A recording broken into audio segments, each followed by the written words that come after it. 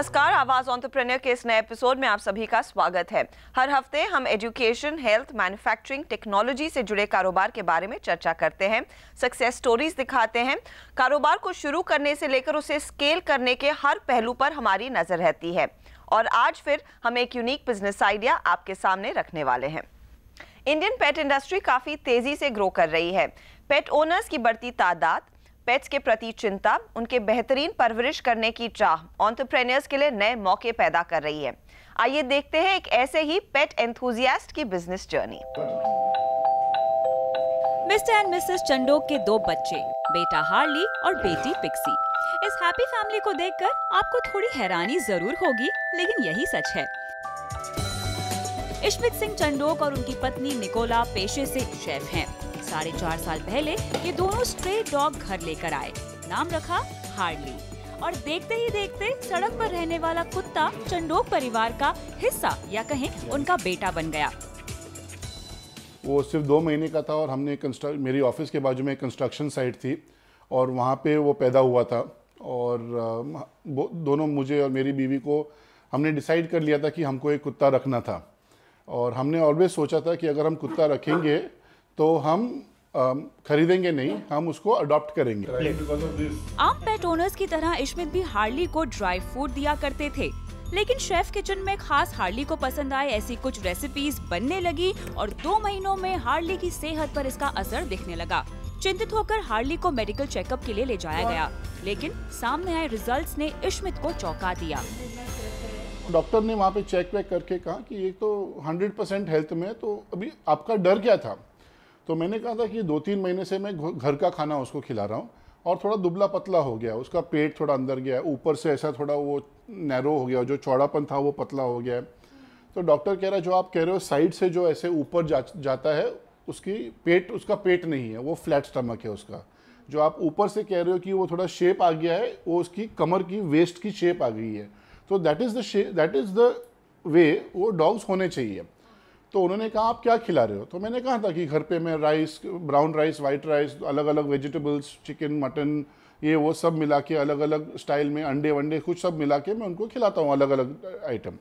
तो डॉक्टर ने कहा कि ये जो आप कर रहे हो उसके लिए सबसे बेस्ट गिफ्ट है, यही खाने पे आप रखोगे तो कम से कम इसकी जो उम्र की जो लाइफ स्पैन रहती है कम से कम 3-4 साल से बढ़ जाएगी। इस बात से खुश होकर इशमित ने होम मेड डॉग फूड ज्यादा बनाकर अपनी सोसाइटी में फ्रेंड्स एंड फैमिली मेंबर्स को देना शुरू किया। ये सारे लोग अब पैसे देकर डॉग फूड खरीदने के लिए तैयार थे, क्योंकि इस खाने को बड़े चाव से खाया जा रहा था, साथ ही सेहत सुधारने में भी मदद हो रही थी। नौकरी संभालते हुए इशमित के लिए बड़े पैमाने पर खाना पकाना मुश्किल हो रहा था। तब इसे बिजनेस की तरह शुरू करने की सोचकर हार्लीज कॉर्नर नाम से होम मेड डॉग फूड डब्बा सर्विस शुरू की गई। मुंबई के कोलाबा से लेकर गोरेगांव तक दुनिया भर में मशहूर मुंबई के डब्बा वाले इस डॉग फूड की डिलीवरी किया करते थे। जो फिलहाल इन्वेस्टमेंट हुई है ओवर द लास्ट 1.5 ईयर्स, हमारी सेल्स फोर्स है, हमारी मार्केटिंग पे खर्चे होते हैं, हम पोस्टर्स बनाते हैं, पैम्फलेट्स बनाते हैं, इन शॉप मर्चेंडाइजिंग और इन शॉप विजुअलाइजिंग के जो ये बैनर्स और सब बनाते हैं। शॉप के ऊपर जो साइनेज अगर उनको करना है हम वैसे करेंगे। फिर डॉक्टर्स को भी वो पैम्फलेट्स और सब बांटना वो जो है वो एक मार्केटिंग कॉस्ट हो जाता है, एक हमारा मैन पावर कॉस्ट और मेन जो है हमारा जो प्रोडक्शन कॉस्ट जो रहता है। तो ये पिछले 1.5 साल में करीबन 15 से 18 लाख रुपए इसमें इन्वेस्ट हो चुके हैं ऑलरेडी और मेरा प्लान है कि अगले 6 महीने के अंदर ऑपरेशनल ब्रेक इवन हम लोग अचीव करेंगे और उसके बाद फिर जैसे ग्रोथ होगा वैसे उस हिसाब से हम करेंगे। डब्बा सर्विस की बढ़ती पॉपुलैरिटी इशमित के काम का दायरा दिन ब दिन बढ़ा रही थी। घर के किचन में खाना बनाना अब मुश्किलें बढ़ाने लगा था। तब बिजनेस एक्सपेंशन से इशमित ने ब्रांडिंग और पैकेज फूड बनाकर बेचने पर फोकस किया। हार्लीज कॉर्नर ब्रांड के तहत पैकेज फूड सप्लाई करना शुरू किया। इसके लिए इशमित ने खास रिटॉर्ट टेक्नोलॉजी को अपनाया, जिसके तहत सिल्वर पैक्स में बंद खाने की शेल्फ लाइफ 12 महीने तक बरकरार रहती है। रिटॉर्ट टेक्नोलॉजी क्यों यूज़ करते हैं? क्योंकि जो मेन हमारे प्रिजर्वेटिव्स है वो सोडियम नाइट्रेट्स और नाइट्राइट्स वो सोडियम बेस्ड है and sodium is poison for dogs. इसके लिए हम लोग कुत्ते के खाने में हम लोग सॉल्ट नहीं डालते। जो नेचुरली अवेलेबल सोडियम हो जो वेजिटेबल्स और राइस और सब में है वो ही अलाउ होता है। आप कहीं पे भी जाके पढ़ोगे तो कहते हैं कि कुत्ते के खाने में कभी आप नमक न डालें। तो उस हिसाब से नमक, प्याज, तेल शक्कर, मक्खन, ये सब चीज़ें हैं जो डॉग, चॉकलेट जो डॉग को देना काफ़ी डेंजरस होता है। इनिशियली कुछ नहीं होगा, आप जब देंगे तो कुछ नहीं होगा, लेकिन क्या है लॉन्ग रन में ना, तो इसलिए क्या है कि जो लोग घर पे खाना बनाते हैं और कहते हैं जो हमने चावल बना दिया, हमने दाल बना दी, हमने चिकन करी बना दी, उसमें से दे दिया, वो गलत है। हार्लीज कॉर्नर में 4 कैटेगरीज में खाना मिलता है। सबसे पहले डेली मील पैक्स, एपेटाइजर जिसे खाने में मिलाकर घर में बनाया खाने का स्वाद बढ़ाया जा सकता है, अलग अलग फ्लेवर्स की चूइंग स्टिक्स और खास डाइट फूड। कुत्ते को एक हेल्थ इशू होती है तो उनका भी एक डाइट स्पेशल होता है। तो अभी जो थेरेप्यूटिक फूड है, अभी थेरेप्यूटिक फूड में रीनल फेलियर, जहाँ पे किडनी की फेलियर होती है, हाइपो एलर्जन, बहुत कुत्ते हैं जो मीट, रेड मीट जो है लैम्ब और बीफ और वो सबसे एलर्जिक है, जो पोल्ट्री से एलर्जिक है, चिकन से एलर्जिक है, जो वीट गेहूं से एलर्जिक है, जो क्लोरोफिल जो ग्रीन हमारी वेजिटेबल्स आती है उससे एलर्जिक है, डेयरी प्रोडक्ट्स से एलर्जिक होते हैं, तो वो सब भी रहता है। तो उनके लिए एक स्पेशल डाइट बना हुआ जो रहता है, वो उसमें वाइट राइस यूज़ करते हैं, फिश यूज़ करते हैं, स्वीट पोटैटो एक्सेट्रा, वो सब एक फॉर्मुलेशन है वहाँ पे। जो रीनल फेलियर है, रीनल फेलियर में क्या करना है, हमें फॉस्फोरस लेवल्स कम करनी है, क्योंकि जब फॉस्फोरस लेवल्स हाई होती है आपकी क्रिएटिन लेवल बढ़ती है, तो उस हिसाब से वो फॉस्फोरस लेवल्स, तो उस हिसाब से एक फॉर्मुलेशन बनाना है। जो ओबेसिटी मैनेजमेंट है, जिसका वो डॉग्स ओवरवेट है, उनके लिए है, उनके लिए high fibre, high protein, low fat, low carb वाला डाइट चाहिए। फिलहाल हार्लीज कॉर्नर महाराष्ट्र, गुजरात, गोवा और कर्नाटक में प्रोडक्ट सप्लाई कर रहा है। कुछ एक्सपोर्ट ऑर्डर्स पर भी काम चल रहा है। बढ़ती डिमांड से अब खुद की फैक्ट्री शुरू करने की तैयारी में इश्मित को 1 से 1.5 करोड़ के निवेश की जरूरत होगी। जैसे हमने देखा, इश्मीत अब पेट ओनर नहीं रहे, वो पेट पेरेंट बन चुके हैं और उनके मुताबिक ये कल्चर धीरे धीरे बढ़ते जा रहा है। यानी अगर आप भी पेट पेरेंट बनने के कगार पर हैं, तो हार्लीज कॉर्नर का pets are people too initiative खास आपके लिए है, क्योंकि यहाँ पर आपको सीखने को मिलेंगे पेट पेरेंटिंग के गुण। Pets are people too animal service website है जिस पर पेट्स के लिए डॉक्टर्स, हॉस्पिटल्स, एम्बुलेंस की जानकारी, पेट मर्चेंडाइज, पेट केयर वीडियोस जैसी कई अहम जानकारियाँ मिलती हैं। पेट्स को परिवार का सदस्य बनाने की चाहत इश्मित को कारोबार की राह पर लेकर आई। अब हार्ली की ये पापा हार्लीज कॉर्नर को देश विदेश में पहुंचाकर पेट पेरेंट्स को सेहतमंद पेट्स गिफ्ट करना चाहते हैं। And for this we wish them all the best. वक्त हो रहा है छोटे से ब्रेक का। आगे बात करेंगे मुंबई में शुरू हुए एक नए एक्सेलरेटर की। बने रहिए CNBC आवाज पर।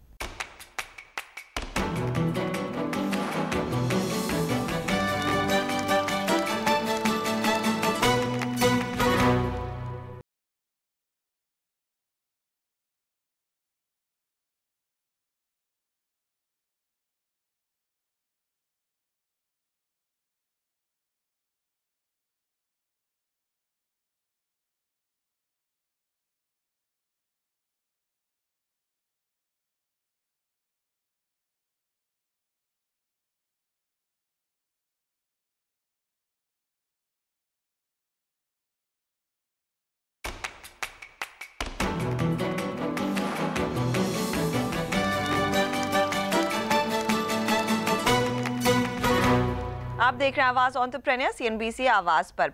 देश में बढ़ते एंटरप्रेन्योरियल कल्चर को देख भारत में कई सारे इंक्यूबेशन सेंटर्स और एक्सेलरेटर्स काम कर रहे हैं और इनमें एक और नाम जुड़ गया है, जोन स्टार्टअप्स का। ये एक्सेलरेटर BSE इंस्टीट्यूट और कनाडा की रायसन यूनिवर्सिटी की साझेदारी है।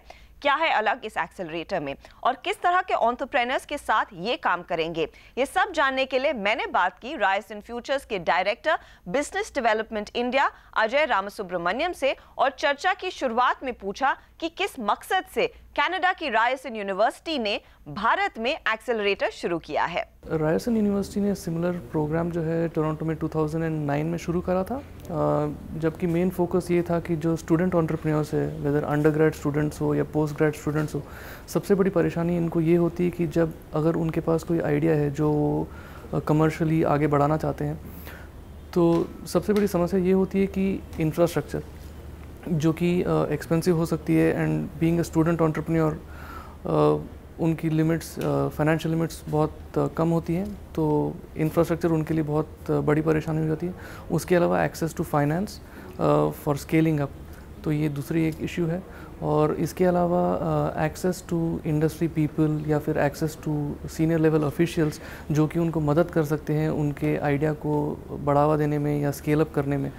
तो जो रायसन यूनिवर्सिटी के जो प्रेसिडेंट है, इन्होंने सोचा कि ये सारी समस्याओं का हल एक है कि हम एक इंक्यूबेटर एक्सेलरेटर जो है रायसन यूनिवर्सिटी के अंदर बनाएं, जो कि ये स्टूडेंट एंटरप्रेन्योर्स जो है उनको एक प्लेटफॉर्म प्रोवाइड करेगी जिससे कि वो अपने आइडिया को आगे ले जा सकते हैं, उसको एक कमर्शियल एंगल दे सकते हैं। और जो यूनिवर्सिटी के जो लिंकेजेस हैं, वेदर वो इन्वेस्टर कम्युनिटी के साथ हो या फिर कॉरपोरेट वर्ल्ड के साथ हो, उसको लेवरेज करके ये अपने आइडिया को एक कमर्शियल वर्ल्ड में एक प्रोडक्ट करके ले जा सकते हैं।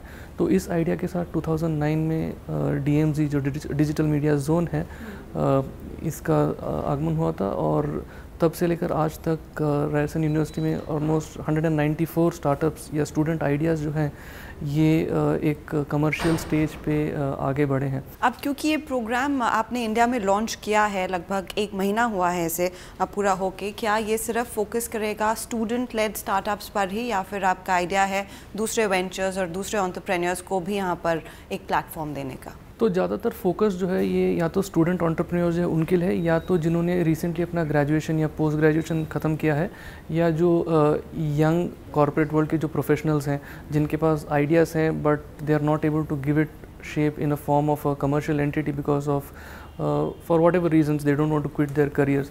तो ये जो इंक्यूबेटर एक्सेलरेटर प्रोग्राम है ये इन तरह के लोगों को अपने आइडियाज़ को आगे ले जाने का एक ज़रिया है। और लास्टली किस तरह के आइडियाज़ या फिर स्टार्टअप्स को आप यहाँ पर सपोर्ट करेंगे?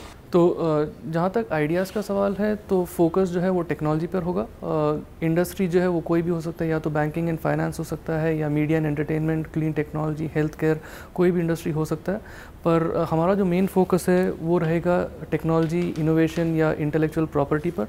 और दूसरी जो बात है कि जो टीम है उसने अपने आइडिया के ऊपर भरोसा होना चाहिए, ना केवल कि वो 3 महीने या 6 महीने तक उस आइडिया के साथ रहें, बट वो प्रोडक्ट का जो पूरा लाइफ है उसके साथ अपना जो टाइम है वो लगाएं और उनको अपने आइडिया पे कॉन्फिडेंस हो। तो इस तरह के टीम्स के साथ हमें काम करना है।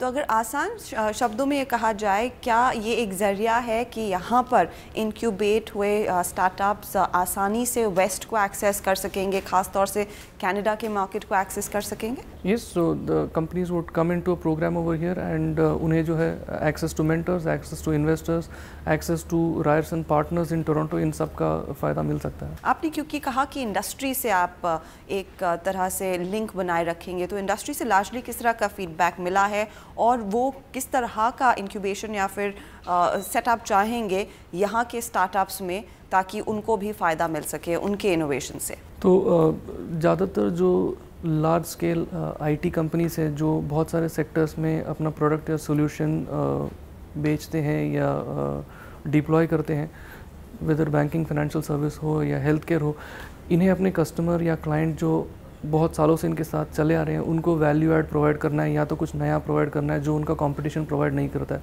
तो इस वजह से बहुत सारे जो ये बड़े कंपनीज हैं ये कॉन्स्टेंटली एक तो अपने अंदर ही खुद इनोवेट करते हैं और उसी टाइम पे दूसरे जो नए आइडियाज़ है, जो यंग आइडियाज़ है, यंग एंटरप्रेन्योर्स है, उनको हमेशा तलाशते रहते हैं। तो बहुत सारे कंपनीज जो है they look towards the west and the education system in the west to produce this kind of entrepreneurs. So we want to create an ecosystem here जहाँ पे ये जो बड़े कंपनीज है they can tap into some of the interesting ideas और उनका जो existing network है वो इन स्टार्टअप्स को लेवरेज करने का मौका मिलता है। लार्जली हम देखते हैं जब भी कोई स्टार्टअप एक इंक्यूबेटर के पास जाता है या फिर एक एक्सेलरेटर के पास जाता है, उम्मीद होती है कि कहीं ना कहीं फंडिंग भी उनके हाथ लगती हुई दिखाई दे। तो क्या वो एक ज़रिया होगा आपके इस एक्सेलरेटर के ज़रिए फंडिंग तक पहुंचने का, या फिर आप दूसरे मेंटरशिप्स, चाहे वो इंडस्ट्री बेस्ड इनोवेशन हो या फिर जो वाकई में एक स्टार्टअप की ज़रूरत हो, various things, be it marketing, technology को डेवलप करना, उस पर ज़्यादा फोकस कर रहे हैं? तो शुरू में जब कंपनी या स्टार्टअप अंदर आती है, हम ये चाहते हैं कि वो न केवल एक आइडिया आइडिया हो बट एक मिनिमम वायबल प्रोडक्ट या फिर वर्किंग प्रोटोटाइप हो, या अगर वो वेब या मोबाइल बेस्ड प्रोडक्ट हो तो उनके पास या तो उनका जो बीटा वर्जन जो कहते हैं वो कम से कम तैयार हो। तो एक बार जब वो अंदर आ जाते हैं हम उनके साथ वर्क करेंगे उसको कमर्शियली ग्रो करने में, और प्रोग्राम के अंदर जब वो 2 या 3 महीने यहाँ पे निकाल लेते हैं तो हम उन्हें कॉन्स्टेंटली मॉनिटर करते रहेंगे कि वो अपना माइलस्टोन्स मीट करते हैं या वो यहाँ पे दूसरे जो स्टार्टअप्स है वेदर उनके साथ वो कोलैबोरेट करते हैं। तो अगर ये सब मेट्रिक्स वो अगर पार करते हैं तो यहाँ से उनको फंडिंग रेज करने की भी अवेलेबिलिटी है कि एटलीस्ट $50,000 to $100,000 की जो अमाउंट ऑफ सीड फंड जिसे कहते हैं तो वो यहाँ से वो प्राप्त कर सकते हैं। सारी कंपनियाँ जो अंदर आती हैं हम उन्हें सपोर्ट नहीं करेंगे, but based on the idea and how they progress there is a good chance that lot of companies coming in हम उन्हें सपोर्ट कर पाएंगे। सबसे इम्पोर्टेंट सवाल यही है स्टार्टअप्स के लिए और साथ ही आपके लिए भी कि क्या यहाँ पर स्टार्टअप्स को किसी तरह की फ़ी देनी पड़ती है इस प्रोग्राम का हिस्सा बनने के लिए, और लार्जली आप कैसे कमा रहे हैं पैसा? हम ना इक्विटी लेते हैं ना कंपनी से कोई फ़ी चार्ज करते हैं। जबकि हम कंपनी में इन्वेस्ट करें सीड फंड उस टाइम हम 5 to 8% का जो नॉमिनल इक्विटी है कंपनी में वो लेंगे। अगर हम सीड फंड या सीड मनी इन्वेस्ट नहीं करते हैं तो 4 मंथ्स के बाद the company is free to move out of the programme without paying us any kind of fee और डायल्यूटिंग एनी इक्विटी। क्योंकि आपने कहा आपके पास एक वाइड वैरायटी होगी मेंटोर्स की, इंडस्ट्री लीड्स की, तो किस तरह के लोगों से मिलने का मौका मिलेगा स्टार्टअप्स को आपके ज़रिए? तो हम अपना जो एडवाइजरी है वो 3 लेवल पे बिल्ड कर रहे हैं। एक फंक्शनल लेवल पे जो कि या तो स्ट्रैटेजी या फाइनेंस या फिर इंटेलेक्चुअल प्रॉपर्टी लीगल उस पे कंपनीज को गाइड कर सकती हैं। दूसरी जो है वो तो है बिजनेस एडवाइज़र्स जो जैसे मैंने कहा या तो वो खुद एंटरप्रेन्योर रहे हों या तो फिर सीनियर लेवल पे उन्होंने कंपनियां चलाई हों और अपना एक्सपीरियंस जो है वो शेयर कर सकें। और तीसरे लेवल पे हम ये चाहेंगे कि इंडस्ट्री पार्टनर्स जो हैं वो भी इन्वॉल्व हों, क्योंकि वही लोग हैं जो कि इन तरह के प्रोडक्ट या सॉल्यूशंस जो हैं उनको अपनी तरह से वैलिडेट कर सकते हैं। बिकॉज फॉर द स्टार्टअप्स सबको ये लगेगा कि उनका आइडिया जो है वो बहुत ही ज़्यादा अच्छा है एंड वो चलना ही चाहिए, बट क्या उसे इंडस्ट्री एक्सेप्ट करेगी ये जानने के लिए उनको इंडस्ट्री से वैलिडेशन लेना जो है ये बहुत ज़रूरी है। और आखिर में ये इम्पॉर्टेंट है क्योंकि यहाँ पर हम देखते हैं कई सारे फेलियर्स का भी सामना करना पड़ता है, तो क्या आपका ये पर्टिकुलर एक्सेलरेटर स्टार्टअप्स को फेलियर से भी जूझने के लिए तैयार कर रहा है? तो जैसे हमने टोरंटो में जो एक्सपीरियंस किया वो यही है कि either you are able to grow rapidly और you are able to fail fast. क्योंकि अगर आप जल्दी फेल करें तो आप अपना रिसोर्सेज कम बर्न करेंगे, आपको बहुत सारी उसमें से सीख मिलेंगी जो कि आपको हेल्प कर सकती है एक नए स्टार्टअप में। या तो आप ये देखेंगे कि आप जो कर रहे हैं उससे कुछ सिमिलर या मिला जुला कोई और भी कुछ कर रहा है तो आप उनके टीम के साथ अपने आप को जोड़ सकते हैं। तो that is one of the things that we would focus on. And जितने माइलस्टोन्स हम सेट करेंगे वो ये देखने के लिए होगा कि वेदर वो स्टार्टअप अपने माइलस्टोन्स मीट कर रहा है, अगर नहीं मीट कर पा रहा है क्यों नहीं मीट कर पा रहा। अगर नहीं मीट करना is equal to failure then we would see to it that either they move out of the programme और they are able to join some other team and provide their value add or some kind of a learning that they have from their startup to someone else trying to build a similar kind of a product but help them scale it up. शुक्रिया and all the best. Thank you. इसी के साथ लेंगे एक छोटा सा break. आप बने रहिए CNBC आवाज पर।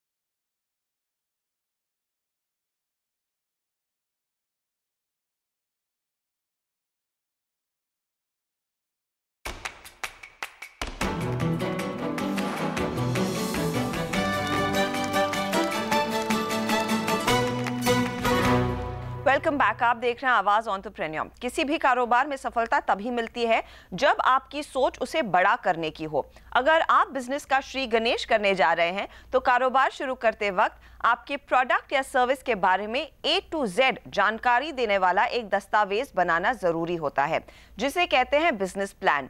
कैसे बनाया जाता है बिजनेस प्लान, कौन सी बातों का ख्याल रखना चाहिए इसे तैयार करते समय, देखते हैं इस ट्यूटोरियल में। कैसा होगा आपका कारोबार, क्या होगा उसका भविष्य, क्या होगा आपका टारगेट, यानी कारोबार के बारे में ओवरऑल प्लानिंग और बिजनेस स्ट्रैटेजी का लेखा जोखा जिस डॉक्यूमेंट में लिखा जाता है उसे बिजनेस प्लान कहते हैं। इस कागजात को पढ़ने से एंटरप्रेन्योर का कारोबार में क्या लक्ष्य है, उसके निवेशक समझ सकते हैं। इसीलिए बिजनेस प्लान में बिजनेस गोल्स, स्ट्रेटजीज, आने वाली दिक्कतें, उन्हें सुलझाने के तरीके, बिजनेस का ऑर्गेनाइजेशनल स्ट्रक्चर और सबसे जरूरी कारोबार शुरू करने के लिए लगने वाला कैपिटल और ब्रेक इवन तक पहुंचने तक लगने वाले फंड्स का अंदाजा, इन सभी मुद्दों का जिक्र बिजनेस प्लान में होना चाहिए। इन सभी पॉइंट्स को ठीक से प्रेजेंट करना भी जरूरी है। एक इम्प्रेसिव बिजनेस प्लान के 3 प्राइमरी हिस्से होते हैं। सबसे पहला बिजनेस कॉन्सेप्ट, जहां इंडस्ट्री, बिजनेस स्ट्रक्चर, आपका प्रोडक्ट या सर्विस और बिजनेस कामयाब करने के बारे में लिखा जाता है। दूसरे हिस्से में मार्केट प्लेस के बारे में लिखा जाता है, यानी आपके प्रोडक्ट या सर्विस के लिए पोटेंशियल कस्टमर्स कौन हैं और कहां हैं। प्रोडक्ट या सर्विस क्यों खरीदना चाहते हैं, इस क्षेत्र में मौजूद कंपटीशन और उनको टक्कर देने के तरीके के बारे में विस्तार से विश्लेषण भी किया जाता है। बिजनेस प्लान के तीसरे और आखिरी फाइनेंशियल हिस्से में आपकी इनकम और cash flow statement, balance sheet और बाकी फाइनेंशियल रेशियोज जैसे ब्रेक इवन एनालिसिस किया जाता है। इस हिस्से को लिखते समय आपके अकाउंटेंट और अच्छे स्प्रेडशीट सॉफ्टवेयर प्रोग्राम की मदद जरूर लेनी चाहिए। तो अगर आप भी अपना बिजनेस प्लान बनाने जा रहे हैं तो बिजनेस प्लान के 7 की कंपोनेंट्स हैं, जिन्हें सामने रखकर ही अच्छा बिजनेस प्लान बनाया जा सकता है, जो है executive summary, business description, market strategies, competitive analysis, design and development, operations and management plan और आखिर में फाइनेंशियल फैक्टर्स। इसी के साथ आवाज एंटरप्रेन्योर में इस हफ्ते इतना ही। अगले हफ्ते आपसे फिर मुलाकात होगी कुछ और बिजनेस आइडियाज के साथ। बने रहिए CNBC आवाज पर।